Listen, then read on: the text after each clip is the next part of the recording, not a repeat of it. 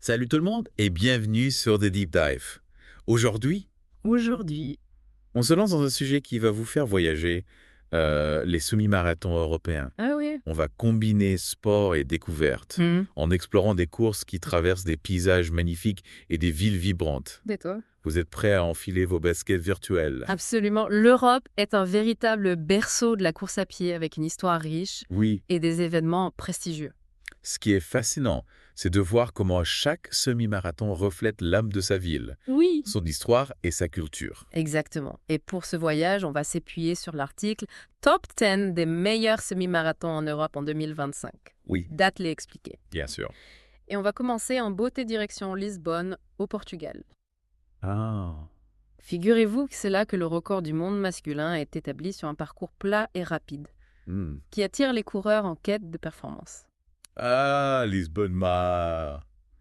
Courir le long du Tage avec la lumière si particulière du Portugal. C'est une expérience unique. Et pour ajouter un peu de piment, il y a une prime de 50 000 euros pour quiconque battra le record du monde. De quoi motiver les plus ambitieux. Exactement. Et si on parlait un peu de Barcelone maintenant?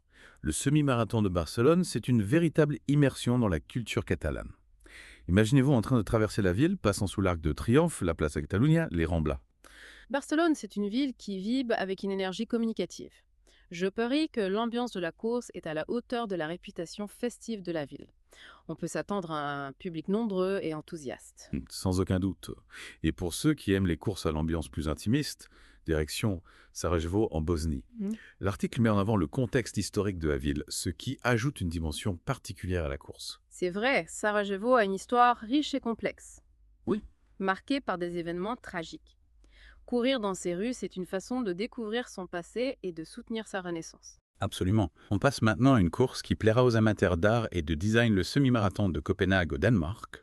Le parcours est une véritable carte postale avec des vues imprenables sur des monuments comme la Galerie nationale du Danemark, le château de Rosenborg ou encore l'hôtel de ville de Frederiksberg. À Copenhague.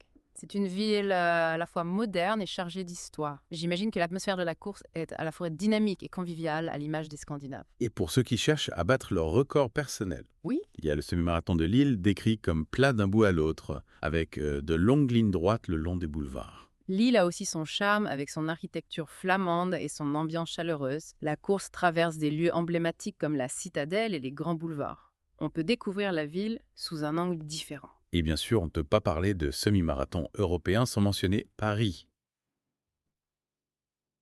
L'ambiance festive, les nombreux groupes de musique le long du parcours et la chance de courir devant des monuments mythiques comme la Seine, la Bastille, le bois de Vincennes, ça doit être magique. Le semi-marathon de Paris, c'est un événement incontournable.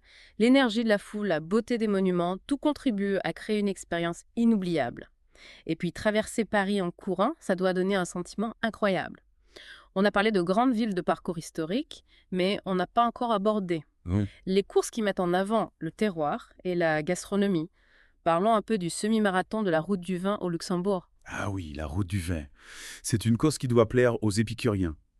Courir à travers les vignobles luxembourgeois, ça doit être une expérience unique. Oui, Pour l'essence. absolument. On peut imaginer les odeurs de raisins mûrs, les paysages vallonnés, les villages pittoresques, et puis après l'effort, la récompense déguster les vins locaux. Exactement. En parlant de récompenses, je me demandais si l'article mentionnait des courses réputées pour leur ravitaillement. Après tout, on a besoin d'énergie pour courir un semi-marathon. Oui, l'article souligne la qualité des ravitaillements du semi-marathon de Göteborg Ah oui? en Suède. Apparemment, ils sont très copieux et variés avec des produits locaux et bio. Intéressant. Göteborg est aussi connu pour être l'un des plus grands semi-marathons au monde, Oui. rivalisant avec la Great North Run en termes de participants. On peut imaginer l'ambiance sur la ligne de départ. C'est Sestansé. Des dizaines de milliers de coureurs réunis par la même passion, ça doit créer une énergie incroyable. Et puis la Suède a une forte culture Oui. du sport et du bien-être, donc je suis sûre que l'organisation est au top. Et pour ceux qui veulent combiner course à pied et découverte de l'Europe politique, il y a le semi-marathon de Bruxelles. Le parcours traverse des lieux emblématiques comme le Berlaymont, le Palais de Justice, le Parc du Cinquantenaire. Bruxelles, c'est le cœur de l'Europe. Quoi dans ces rues, c'est un peu comme faire un voyage à travers l'histoire de l'Union européenne. Et puis la ville a une architecture magnifique avec un mélange de styles qui la rend vraiment unique. Ouais. On a parlé de beaucoup de courses aujourd'hui. Chacune avec ses propres atouts, mais ce qui les relie toutes, c'est l'esprit de dépassement de soi, la passion du sport et l'envie de découvrir le monde en courant. Exactement. Participer à un semi-marathon, c'est se fixer un objectif, se préparer, repousser ses limites et finalement savourer la satisfaction d'avoir réussi. Et quand on le fait dans un cadre aussi magnifique que l'Europe, l'expérience prend une toute autre dimension. Tout à fait. Avant de conclure, j'aimerais revenir sur un point qui me semble essentiel, la préparation. Courir un semi-marathon, ce n'est pas rien. Il faut s'entraîner sérieusement, adapter son alimentation et bien sûr choisir une course qui correspond à son niveau et à ses objectifs. Absolument. L'article d'Athlé Expliqué propose d'ailleurs des plans d'entraînement gratuits pour le semi-marathon adaptés à différents profils de coureurs. C'est une ressource précieuse pour ceux qui veulent se lancer dans l'aventure. Et pour ceux qui hésitent encore, on a un petit message pour vous. N'ayez pas peur. Courir un semi-marathon, c'est une expérience incroyablement enrichissante tant sur le plan physique que mental. C'est une aventure humaine extraordinaire qui vous permettra de repousser vos limites, de découvrir de nouveaux horizons et de vous créer des souvenirs inoubliables. Et on vous garantit que la sensation de franchir la ligne d'arrivée, après des semaines d'entraînement et 21,1 km d'effort, est tout simplement magique. Alors, prêt à relever le défi, on vous encourage à explorer les différentes courses qu'on a présentées aujourd'hui, à choisir celle qui vous inspire le plus et à vous lancer dans l'aventure. Et n'oubliez pas le plus important, c'est de prendre du plaisir. Que vous visiez un record personnel ou que vous souhaitiez simplement profiter du paysage et de l'ambiance, l'essentiel est de vivre pleinement l'expérience. On espère que cette plongée dans l'univers des semi-marathons européens vous a donné envie d'enfiler vos baskets et de partir à l'aventure.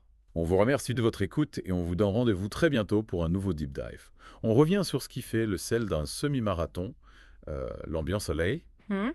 Certaines courses sont réputées pour leur atmosphère particulière. Ah oui, tout à fait, l'article mentionne l'ambiance festive du semi-marathon de Paris avec de nombreux groupes de musique tout au long du parcours. Ça doit être vraiment stimulant de courir au rythme de la musique portée par les encouragements du public. J'imagine l'énergie que ça doit donner. Et en parlant d'énergie, il y a une course qui se distingue par sa taille, le semi-marathon de Göteborg en Suède.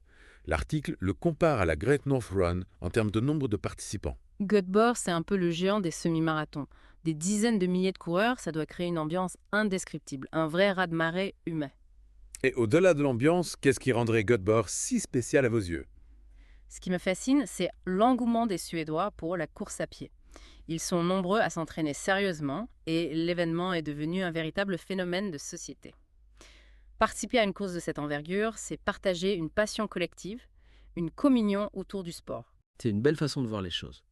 Et si on revenait un peu sur les aspects pratiques, choisir un semi-marathon, c'est aussi prendre en compte des éléments comme le budget, la logistique du voyage, l'hébergement. Tout à fait. L'article d'Athlé Expliqué donne quelques conseils pratiques pour organiser son voyage et se préparer à la course. Il est important de réserver son hébergement à l'avance, surtout pour les courses populaires. Et pour ceux qui voyagent en famille, il faut penser aux activités annexes pour que tout le monde profite du séjour. Exactement.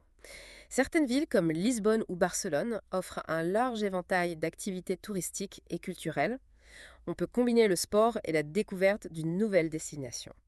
Au final, choisir un semi-marathon, c'est un peu comme composer un voyage sur mesure. On choisit la destination, l'ambiance, le niveau de difficulté. C'est une aventure personnelle qui se construit étape par étape de la sélection de la course à la préparation physique et mentale. Et c'est cette combinaison unique d'éléments qui rend l'expérience si enrichissante. Alors prêt à vous lancer dans l'aventure. On espère que cette exploration des semi-marathons européens vous a inspiré. N'hésitez pas à relire l'article d'Athlé Expliqué pour approfondir vos recherches et choisir la course qui vous correspond le mieux. On vous souhaite de vivre une expérience inoubliable, riche en émotions et en découvertes. À très bientôt pour un nouveau Deep Dive à Galéba.